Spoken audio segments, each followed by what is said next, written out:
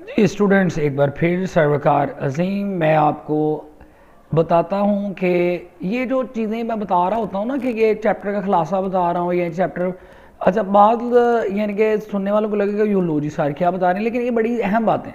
Basically जब last days में आप आते हो ना तो आपका लिंक जो होता है वो टीचर के साथ यानी कि डिसकनेक्ट हो जाता है ना, मतलब आप फ्री हो जाते हो, घर में बैठ जाते हो, फिर आप किससे पूछोगे कि मतलब जी मैंने इस चैप्टर में से क्या करना है, फिर तुक्के मारते हो, फिर नंबर कम आते हैं एग्जाम में से।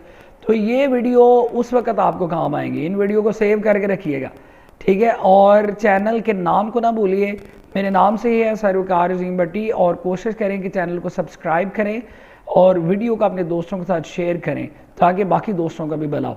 अब मैं chemistry Punjab text book board और सेकंड चैप्टर के हवाले से बात करने जा रहा हूँ। एक तो फिर वही बात आ गई कि भाई ये चैप्टर किस लिहाज से इंपॉर्टेंट है, तो इस चैप्टर में से लॉन्ग और शॉर्ट दोनों आते हैं, तो इसका मतलब ये हुआ कि ये चैप्टर भी 10+ मार्क्स हमें दे सकता है। लेकिन कैसे, अब मैं आपको बताऊं कि बाल बच्चे रटेल गाते रहते हैं। ये स्टार्टिंग के ऊपर आप लोगों ने सिर्फ प्लम पुडिंग मॉडल इसकी डेफिनेशन याद करनी है, उसके अलावा कैथोड रेज डिस्कवरी है, आपको ये याद होना चाहिए कि साइंटिस्ट ने किया है, उसके अलावा कुछ नहीं। एक्सपेरिमेंट के हवाले से कभी सवाल नहीं आया, आपने प्रॉपर्टीज़ इसकी याद करनी है, उसके बारे में सवाल आता है।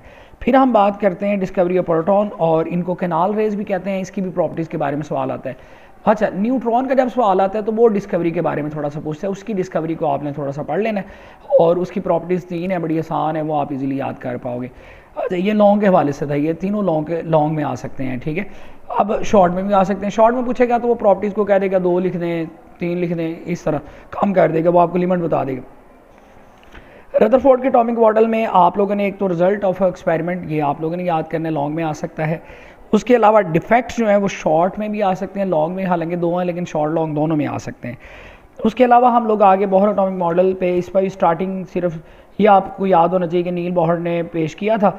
उसके अलावा इसके पास्टुलेट हैं 5 बहुत इंपॉर्टेंट, ये पाँचों के पाँचों आपको याद होने चाहिए, लॉन्ग में आएंगे। उसके अलावा रदरफोर्ड एटॉमिक मॉडल थ्योरी और बोहर मॉडल में फ़र्क है, डिफरेंस है, ये टेबल है, ठीक है, ये आप लोगों ने अच्छे से याद करना है। कॉन्फ़िगरेशन में बच्चे रटेल गाते रहते हैं, मैं आप लोगों को बता दूं कि कम से कम बेसिक इन्फॉर्मेशन आपको पता होना चाहिए, जैसे कि n वैल्यू, मतलब अगर नंबर ऑफ शेल 1 है तो शेल का नाम क्या होगा, ठीक है, के, और उसमें सब शेल एस आएगा, ये टेबल है, याद करना है। अगर एल शेल है तो उसके सब शेल एस और पी होंगे, अगर शेल एम है तो 3 सब शेल होंगे एस पी डी एफ, और अगर शेल एन है तो उसके 4 सब शेल होंगे एस पी डी और एफ। और ये आपको याद होना चाहिए कि एस सब शेल में 2 इलेक्ट्रॉन आते हैं, पी में 6 और डी में 10, ठीक है, एफ में 14 आते हैं, ठीक है। ये जस्ट आप इंफॉर्मेशन में एमसीक्यूज में पूछ सकता है वो। कॉन्फ़िगरेशन में इसकी डेफिनेशन याद करनी है, और कॉन्फ़िगरेशन में 18 एलिमेंट्स हैं, उनके नाम, एटॉमिक नंबर, सिंबल्स, ये सारे आपको पता होने चाहिए। बाज़ दफ़ा क्या करता है कि वो सिर्फ नाम देता है कि इनकी कॉन्फ़िगरेशन लिखें, बाज़ दफ़ा वो ऐसे भी कह देता है कि एटॉमिक नंबर 7 दे देता है, उसमें एटॉमिक नंबर 7 हो तो उसको ज़रा बयान करना ज़रा आसान हो जाता है, उसकी कॉन्फ़िगरेशन बनाना आसान हो जाता है, लेकिन आप लोगों ने हर लिहाज से इसको तैयार करना है। अच्छा, कॉन्फ़िगरेशन कई बच्चों को याद नहीं होती, मैं इस वीडियो के बाद कॉन्फ़िगरेशन का मेथड बताऊंगा कि how can you easily learn configuration, इसको कैसे आप याद कर सकते हो, तो इसकी मैं बाद में वीडियो बनाऊंगा, अभी जस्ट मैं चैप्टर का खुलासा कर रहा हूँ। तो अभी आप लोगों ने नेक्स्ट जो आपके पास टॉपिक आ जाता है वो आइसोटोप है, इसकी डेफिनेशन करनी है, और बाद में आइसोटोप ऑफ हाइड्रोजन, ये लॉन्ग में भी पूछ सकता है, और आइसोटोप कार्बन, ये जस्ट इन्फॉर्मेशन एमसीक्यूज के हवाले से। यूरेनियम के आइसोटोप कितने, क्लोरीन के आइसोटोप कितने हैं, ये जस्ट शॉर्ट के हवाले से आपको आ सकते हैं।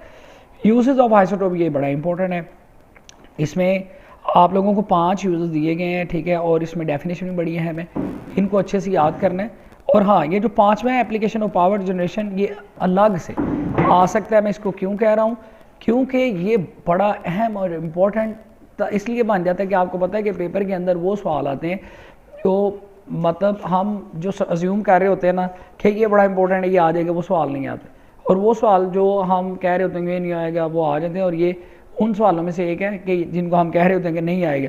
एप्लीकेशन इन पावर जनरेशन, तो ये अलग से लॉन्ग करना है, बाकी यानी कि रेडियोथेरेपी, ट्रेस ऑफ डायग्नोसिस, इनको शॉर्ट में भी और लॉन्ग में भी आप लोगों ने याद करना है। तो ये सेकंड चैप्टर का भी खुलासा हुआ, तो कोशिश करें चैनल को सब्सक्राइब करें, दुआओं में याद रखिएगा। Good luck students.